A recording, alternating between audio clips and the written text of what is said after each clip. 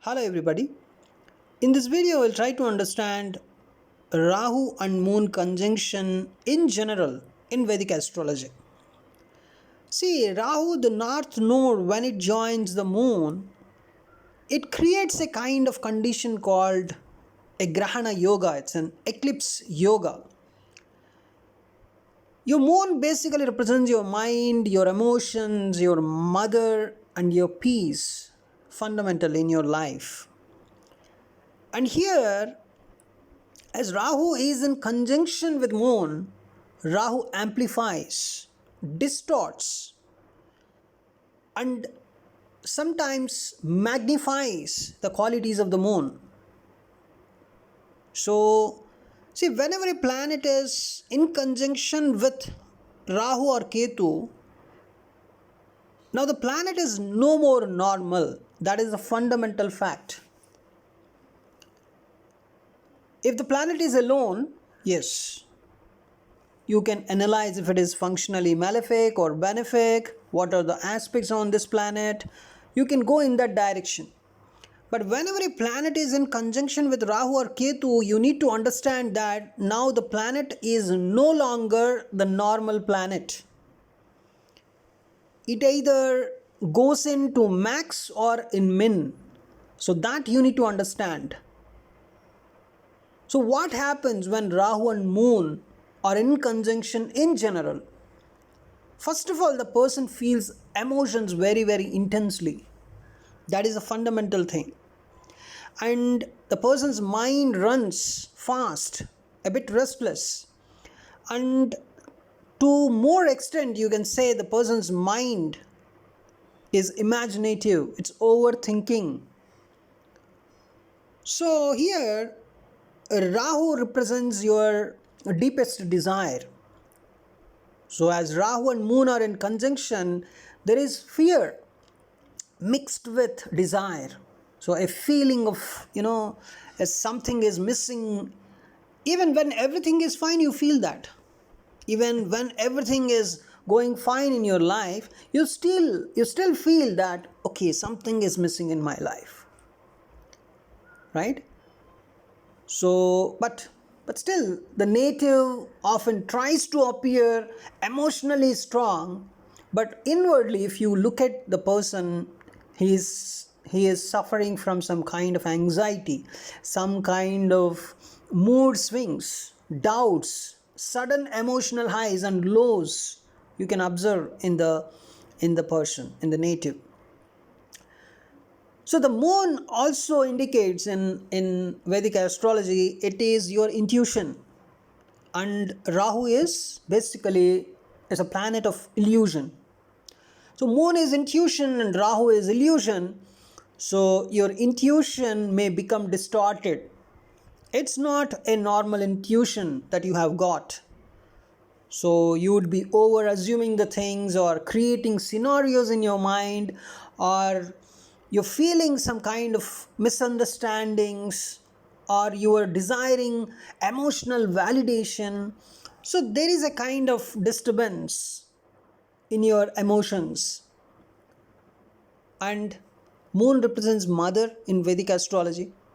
So your mother may be emotionally unavailable for you, or she is very much stressed or even sometimes absent in your life, depending upon the kind of intensity of the conjunction. So the native may feel emotionally hungry throughout life. The emotional hunger is present in the native. And as a positive side, if you talk about this particular conjunction, it gives great imagination power for the native. It's kind of unusual intelligence, we say. The kind of intelligence that this person has is unusual. It's not a regular intelligence, because as Rahu is added to your mind, it's no longer the intelligence is normal. The person may have deep psychological insight. On a positive side, if this Rahu Moon conjunction is working very positively, that's a kind of unusual magnetism also sometimes. It's a kind of mystical interest the person would have, or spiritual hunger, the person may have. And I want to tell you one thing. I saw one horoscope where this Rahu Moon conjunction is working completely positively, and the kind of manifestation ability that the person has is a kind of, you cannot explain it.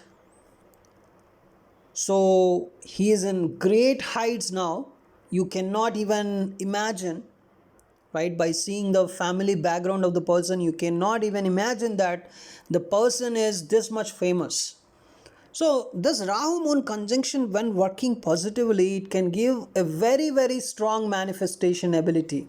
Especially if the person is matured in the early life itself, if the person has got some good amount of maturity, if the person's Saturn is very good, then I would tell this manifestation ability is in the next level, right? So you cannot say this placement is always a challenging placement. It is a great gift also.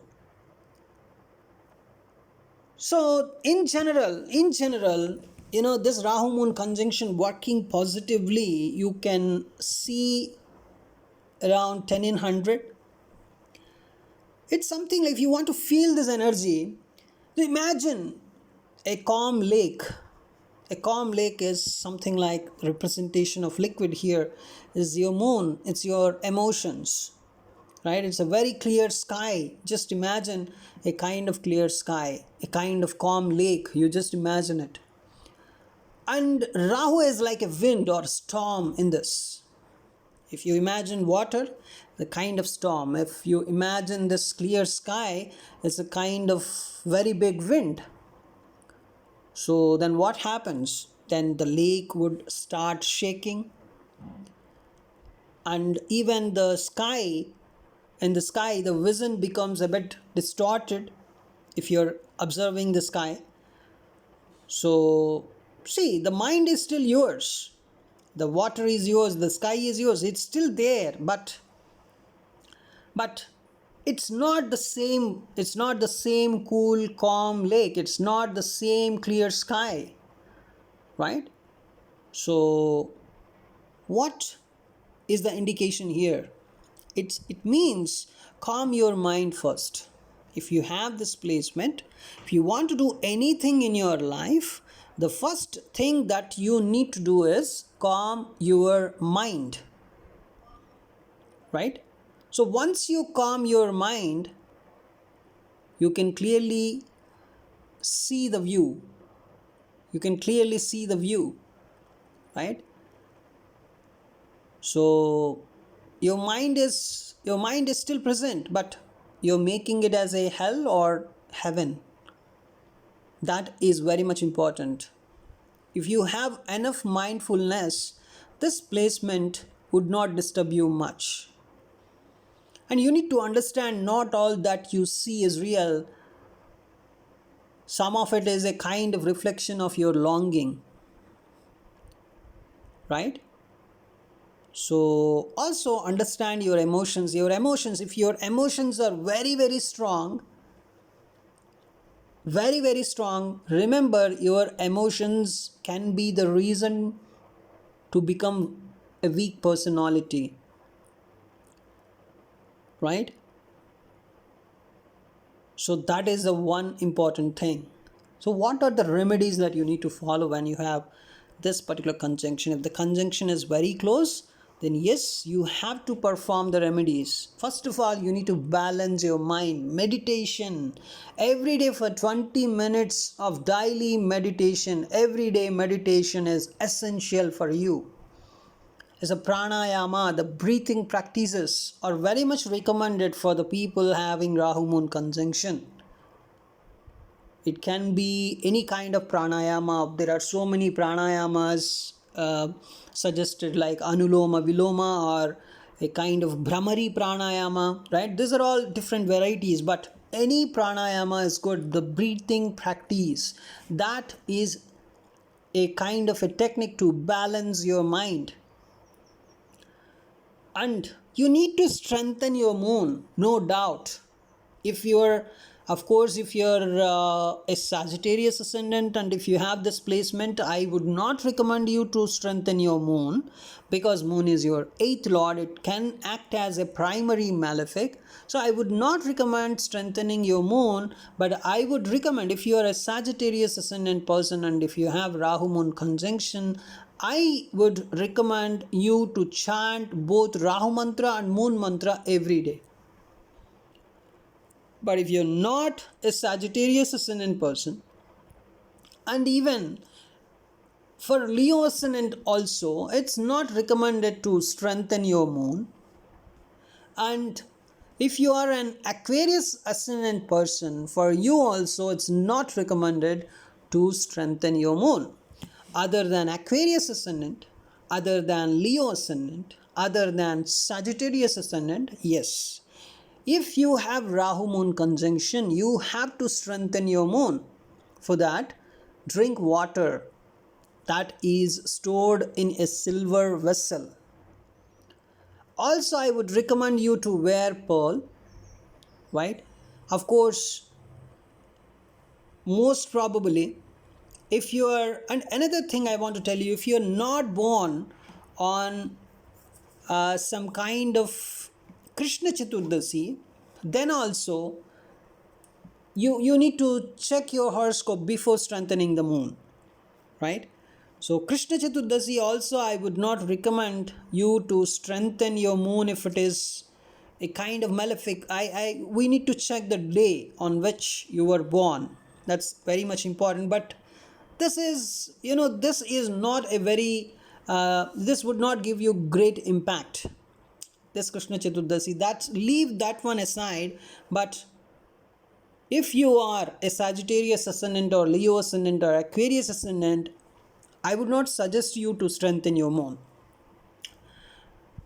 So another important thing is, visit some water bodies. Do not go very close to them, but observe the water bodies that can strengthen your moon, that can balance your mind.